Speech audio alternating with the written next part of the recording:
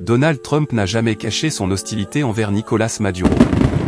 Pour lui, le Venezuela représentait bien plus qu'un pays en crise, c'était le symbole d'un régime socialiste à abattre, aux portes même des États-Unis.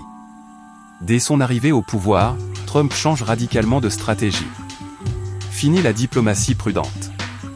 Place à la confrontation directe, économique et politique. Le Venezuela est alors déjà affaibli.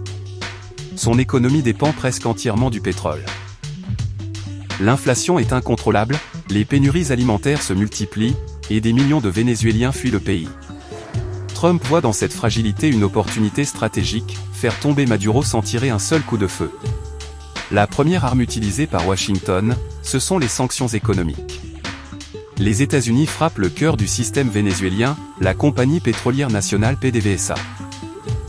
Les comptes sont gelés, les exportations bloquées, l'accès au dollar devient presque impossible. Officiellement, ces sanctions visent le régime. En réalité, elles asphyxient toute l'économie du pays. En 2019, Trump franchit un cap politique majeur.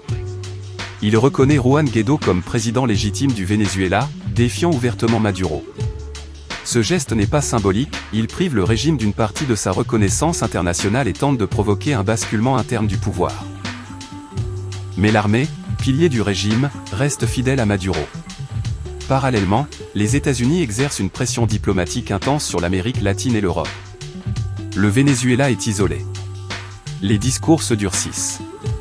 Trump répète que toutes les options sont sur la table, y compris une intervention militaire. Cette menace plane, mais elle ne se concrétise jamais.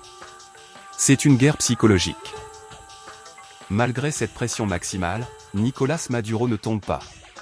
Le régime encaisse le choc, s'appuie sur l'armée, sur le contrôle interne et sur le soutien de puissances comme la Russie, la Chine et l'Iran. Le pouvoir résiste. Mais le coût humain est immense. La population paie le prix fort, pauvreté extrême, effondrement des services publics, exode massif. Au final, la stratégie de Donald Trump révèle une vérité géopolitique brutale. La puissance américaine peut isoler un pays, affaiblir un régime, créer une crise profonde. Mais elle ne garantit pas la chute d'un pouvoir solidement ancré.